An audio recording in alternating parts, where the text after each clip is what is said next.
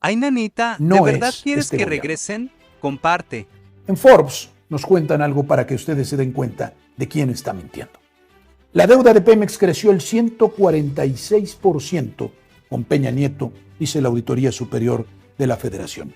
Y es el mayor crecimiento de la deuda, o el mayor crecimiento de la deuda ocurrió durante el primer año de la reforma energética, de 831.425 millones a 1.1 billones de pesos. ¿Cómo se explican ustedes que tras la criminal reforma energética de Peña Nieto, respaldada por el PRD y por el PAN, Pemex se haya endeudado todavía más, si se supone que la reforma era para vender activos, para obtener inversiones del extranjero? ¿Por qué se endeudó más todavía? Entonces la reforma energética nos mintió. Y por eso la mentira de los gobiernos anteriores de que los energéticos iban a reducir sus precios cuando únicamente los elevaron. Este gobierno recibe un caos, recibe una hecatombe y empieza a transformarla, y entonces todos se van contra él, cuando la culpa la tienen los anteriores. Y que no me digan que ya dejemos de echarle la culpa a los anteriores, porque es estúpido pensar, y ellos se las dan de inteligentes, que una empresa el martes está quebrada y el miércoles yo ya no puedo decir que está quebrada, porque ya soy otro director. Son tontos y nos quieren hacer tontos. Pero miren ustedes lo que dice Milenio. Pemex es la petrolera más endeudada del mundo. Que quede claro que en este sexenio nadie la ha endeudado, con más de 104,000 millones de dólares. Pero no siempre fue así, y la bola de nieve de pasivos que le han valido la baja en su calificación, y también a México tuvo su puntapié inicial hace 20 años, no hace 6 meses. En ese momento la deuda de Petróleos Mexicanos, según los reportes 20F que entregó a la SEC, era de solo 12,500 millones de dólares. ¿Qué pasó? Veamos sexenio por sexenio cómo fue creciendo la deuda de la mayor empresa nacional, la petrolera más endeudada del mundo.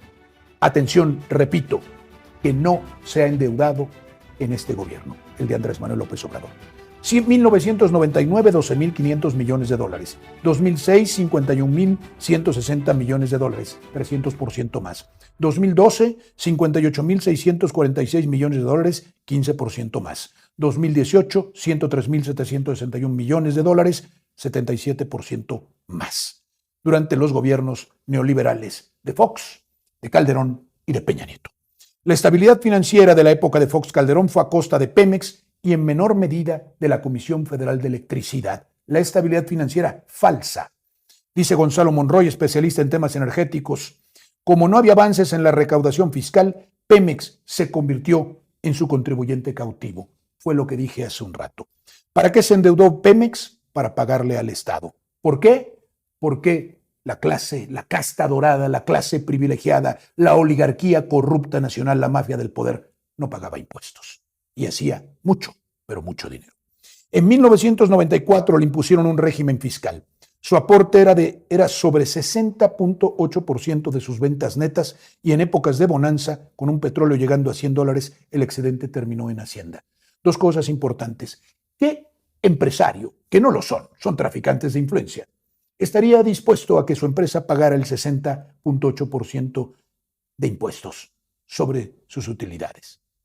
Pero sería peor todavía que le dijeran que tiene que pagar esa cantidad sobre sus ventas netas, no sobre sus utilidades, cuando además ya tiene endeudamiento previo y tiene cargas que tiene que cumplir.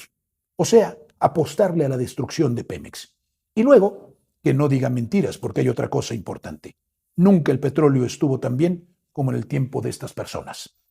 $100 el barril. ¿Dónde están los excedentes petroleros? Tirados a la basura.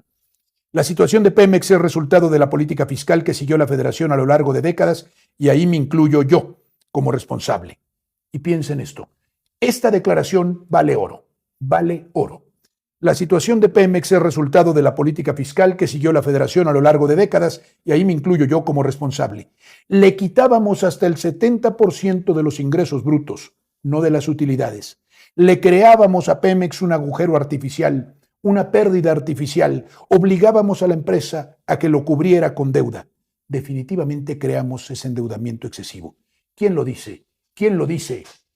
José Ángel Gurría, ex secretario general de la Organización de Cooperación y Desarrollo Económico, ex secretario de Relaciones Exteriores de México, ex secretario de Hacienda y autor intelectual del criminal fraude financiero a México llamado Fobaproa. Confesión de José Ángel Gurría, quien tiene un cargo todavía más importante hoy. Arquitecto, autor, constructor del proyecto de gobierno de Xóchitl Gálvez, de la oposición al presidente Andrés Manuel López Obrador, quien confiesa otro crimen, el crimen de la destrucción de la petrolera nacional, el crimen de la destrucción de Pemex, el crimen de la destrucción de nuestra soberanía. Y por estos quieren algunos votar. Y estos son los que quieren volver, diciéndonos que con ellos las cosas irán bien. Aquí está, evidenciado, un nuevo crimen, además del Fobaproa.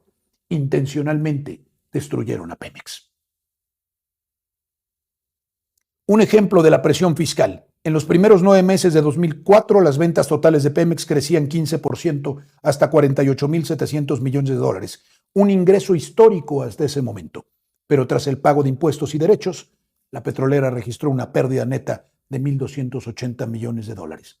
Una empresa que tiene ganancias enormes, extraordinarias, pero que después tiene pérdidas, porque es saqueada por individuos que además, porque hay que decirlo, se robaron una gran cantidad de ese dinero que transferían a Hacienda desde Pemex.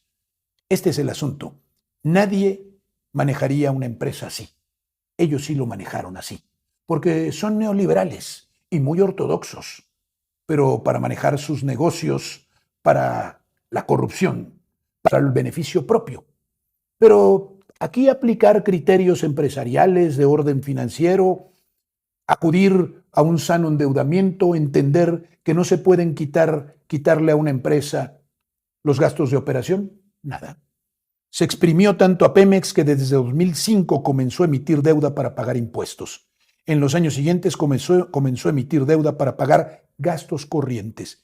Imagínense cómo recibió el actual gobierno a Pemex. No solamente con deuda, no solamente con pérdidas, sino teniendo ya que usar deuda nueva para pagar los salarios de los trabajadores y la propia operación.